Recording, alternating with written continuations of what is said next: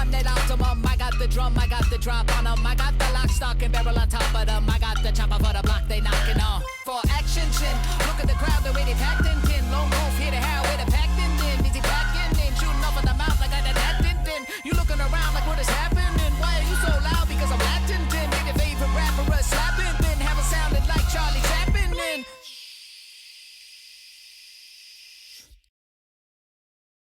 That's right, it's been roughly more than a month since the iPhone's release. I'm pretty sure you've all seen other reviews on the iPhone 17 Pros. Still decided to make one just in case there are some of you that still hasn't bought one, still very skeptical on whether or not to upgrade. These are for you, and for the rest, well, I guess enjoy. Why not? So this right here is the iPhone 17 Pro Max in deep blue, and this is the iPhone 17 Pro in cosmic orange. Look at how pretty it looks. I mean, just saying, in person, this thing looks a lot more saturated. It looks more nicer in person compared to in camera, which kind of looks pale, not as great. But honestly, in person, I really quite like how it looks, how it feels in the hand. But the Pro's design has been the main issue, the main talking point for this year's iPhone, starting with, I guess, the colors, because you can buy this in cosmic orange, deep blue, and silver, but no black. So yeah, that is one. I mean, I would have definitely gone black. I mean, just imagine how the black would have looked like with this design. What could have been? But yeah, they decided to ditch the black color for some reason, and instead opted with a deep blue that kind of resembles the 15 Pro's Pacific blue, if I'm not mistaken. They had a blue in the 15 Pro series, and it kind of reminds me of that, and honestly, it looks good. I kind of wish it was a little bit darker, a little bit more like the MacBook Pro's midnight color. But yeah, it is what this is my main driver, the Pro Max in deep blue. It looks great, feels great. And then there's my powerhouse, the one I'm going to use a lot on taking a lot of pictures and videos for the channel, mainly because it's going to be a lot easier to hold considering that it's smaller, 6.3 inches. And I'm not gonna lie, the orange really grew on me and I decided to get it, and here we are. The design of the phone, a lot of people have kind of hated how it looks.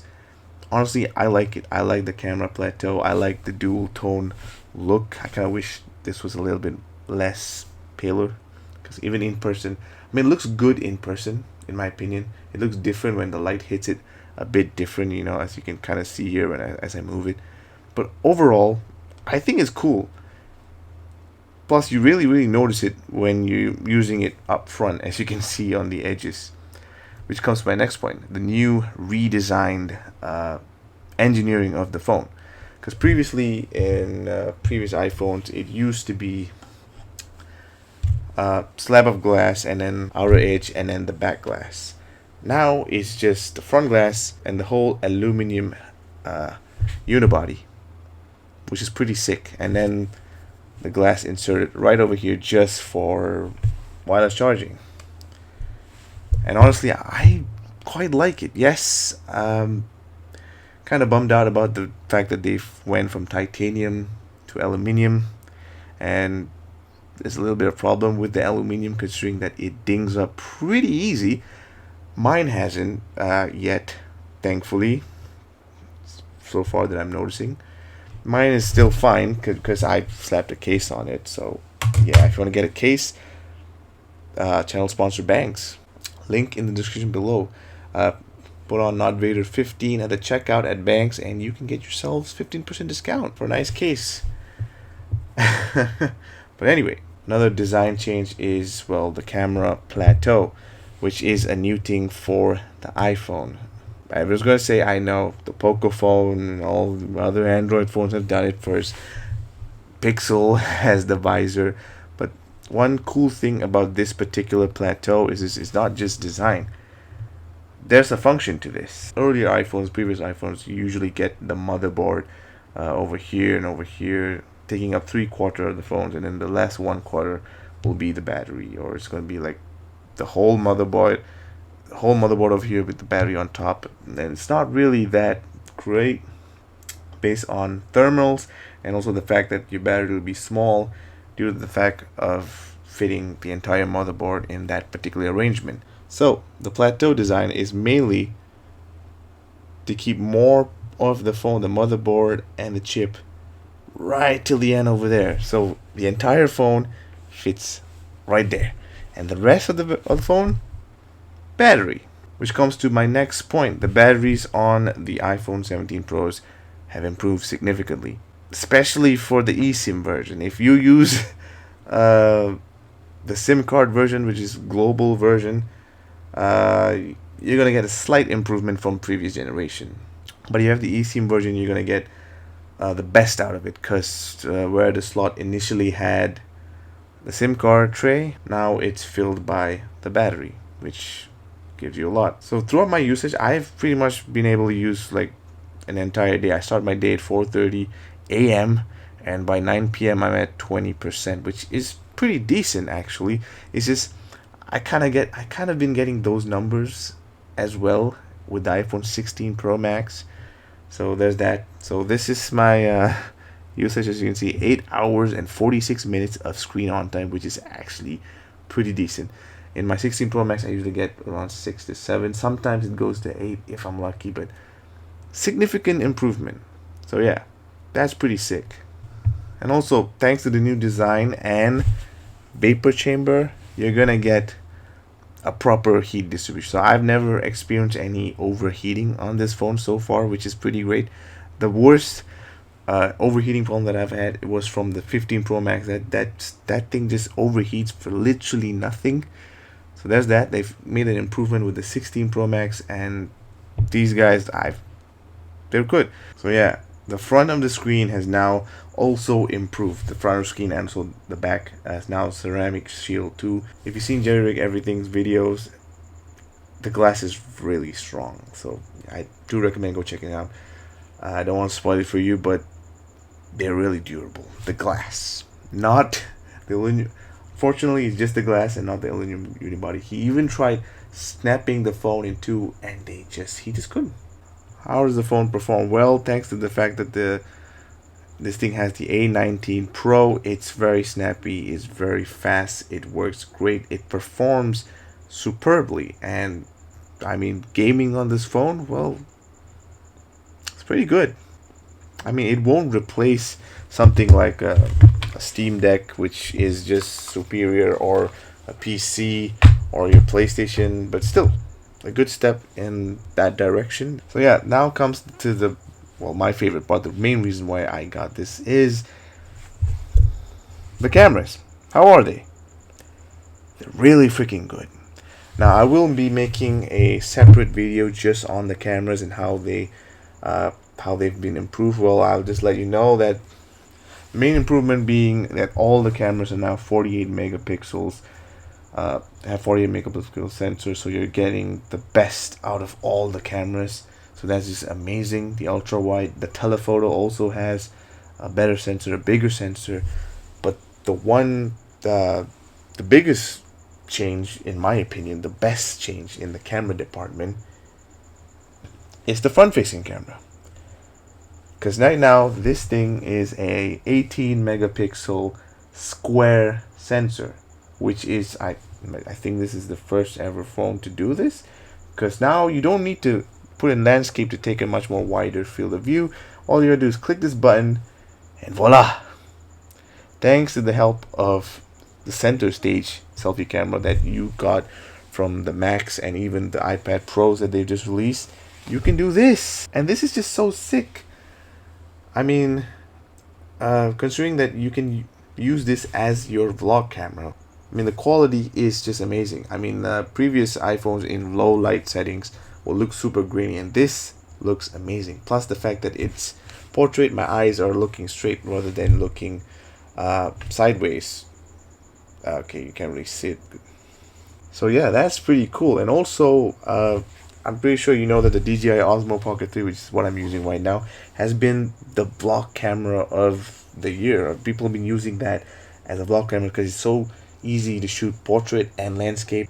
It's a camera that really adapts to any situation, and the fact that you can just still hold it in a comfortable portrait mode, and still make it into landscape, it's pretty cool. And now the iPhone can kind of do that too, without all the mechanical movement, thanks to the square sensor. So that it's pretty sick. So now, just saying, this is a pretty good action slash vlog camera. I mean, plus the 18 megapixel sensor just makes everything look so great.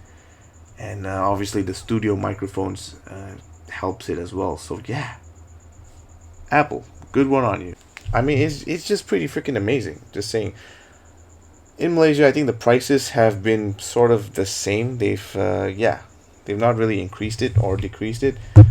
Then again, we have the SIM card version, which doesn't have much of the battery, and then we don't have the millimeter wave, 5G millimeter wave antenna band, so that's only in the US. So I guess that's how they brought the price a little bit lower and similar to previous years. So there's that. Plus, I got mine thanks to the fact that I sold my 16 Pro Max for a higher price, decent price, for around 5K.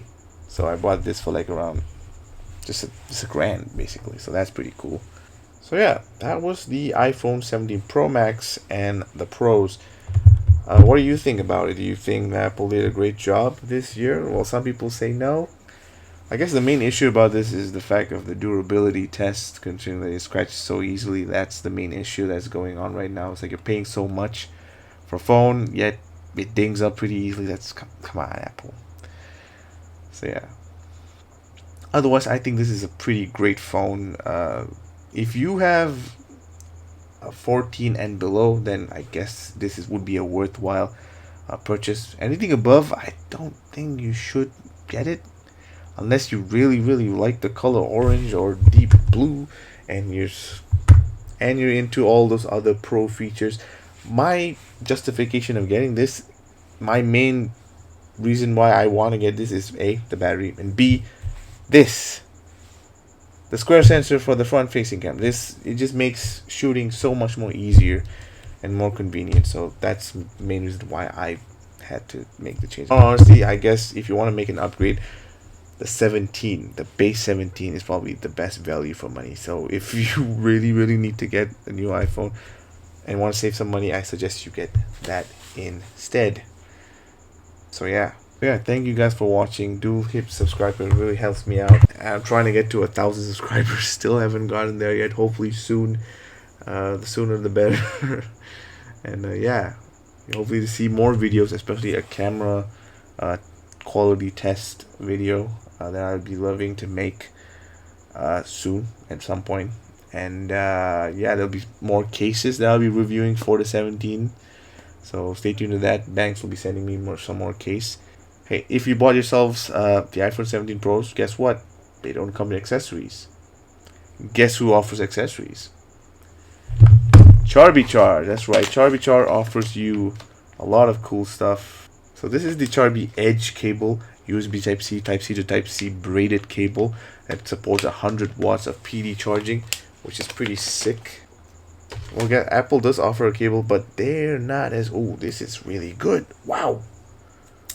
Look at that. My God. This is a heavy duty cable, by the way. Wow, this is long. Okay. And obviously you look at this. So you're going to get efficient charging thanks to this cable right here.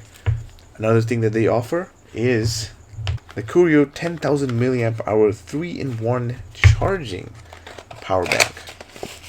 I know Apple offers this for they have a version for the iPhone Air, but guess what? This thing's way better. Mainly because of the fact that it's 10,000 milliamp hour compared to 3,000. This thing has MagSafe as well, slots in perfectly, easy to hold, comfortable to hold. And one thing that I really like about this Coolio charger, apart from the fact that this has a stand, is the fact that it comes with the cable pre-installed. If you have a lightning charger, just plop this out and charge it with the lightning charger. If you're still using a lightning iPhone, if you have a Type-C, guess what? It has a Type-C.